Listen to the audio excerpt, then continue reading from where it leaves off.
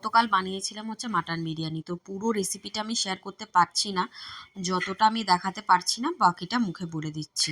তো এখানে আমি কড়াইতে গোটা গরম মশলা দিয়ে প্রথমে জলটা ফুটতে দিয়েছিলাম, নুন চিনি 1 চামচ করে দিয়ে দিয়েছিলাম আর তেল দিয়ে জলটা কালার ধরতে আমি চালটা ধুয়ে দিয়ে দিই, বেশিক্ষণ ভিজিয়ে রাখি না। আমার মনে হয় যে ভিজিয়ে রাখলে যেন বেশি নরম হয়ে যাচ্ছে।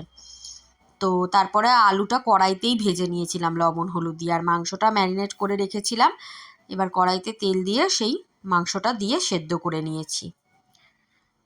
মাংসটার রেসিপিটাই দেখানো হলো না, তো সেটা আমি বলে দিই। মাংসতে বিরিয়ানি মশলা, হোমমেড বিরিয়ানি মশলা দিয়েছিলাম, আর দই পেঁয়াজ রসুন বাটা হলুদ গুঁড়ো লঙ্কার গুঁড়ো দিয়ে ম্যারিনেট করে রেখেছিলাম। এবার মাংসতে 4-5টা সিটি দিয়ে নেওয়ার পরে মাংসটা হাঁড়িতে ট্রান্সফার করে দিয়ে দিলাম দুধ, হয়ে যাওয়া চাল মানে ভাত আর বেরেস্তা দিয়ে এরকমভাবে স্টেপ বাই স্টেপ সাজিয়ে নেব। আর আলুটাও দিয়ে দেবো, মানে মাংসের সাথেই আলুটা সেদ্ধ করে নিয়েছিলাম চটজলদি যেভাবে হয়, কিন্তু খেতে খুব ভালো হয়েছিল। আমি বলে দিচ্ছি, তোমরা বুঝতে না পারলে কমেন্ট করো।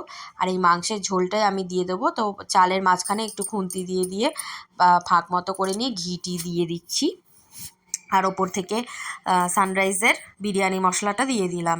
এই সানরাইজ বিরিয়ানি মশলা দিয়েই পুরো রান্নাটা করেছি।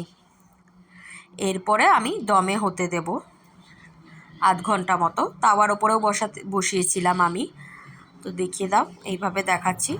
ডিমটা আমি লাস্টে দিয়েছি, দিয়ে দিলাম হচ্ছে কেওড়া জল মিঠা আতর একসাথে গুলে দিয়ে দিয়েছি। আর এই হয়ে গেছে আমার বিরিয়ানি। ভিডিও ভালো লাগলে সাবস্ক্রাইব করো এরকম ভিডিওর আপডেট পেতে, আর পাশে থেকো। আজকের মতো টাটা।